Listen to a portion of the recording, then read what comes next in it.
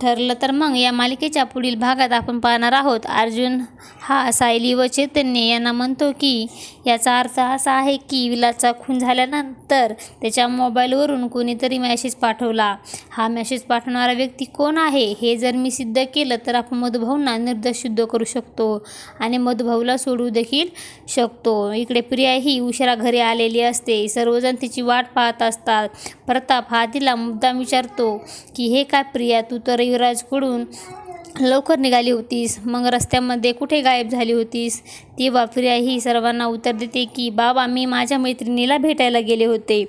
अश्विन देखील संशय घेतो आणि तिला विचारतो की कुठल्या मैत्रिणीला, निशाला का? आणि प्रिया देखील होकार देते आणि अश्विन तिला प्रत्युत्तर देतो की निशाने सांगितले की काही दिवसापासून तू आणि तिचं काहीच बोलणं देखील नाही. मग प्रिया मात्र घाबरते. अर्जुनमध्ये बोलतो की मी सांगतो कुठल्या मैत्रिणीला भेटायला गेली होती, तिच्या बेस्ट फ्रेंडला. त्याच्या मोबाईलवरचा प्रिया व महिपतचा फोटो अश्विनला दाखवतो व सर्वजण आश्चर्यचकित झालेले असतात. पुढे येणाऱ्या भागामध्ये महिपत शिकरे प्रियाशी काय नाते आहे हे पाहणे अतिशय रंजक ठरणार आहे.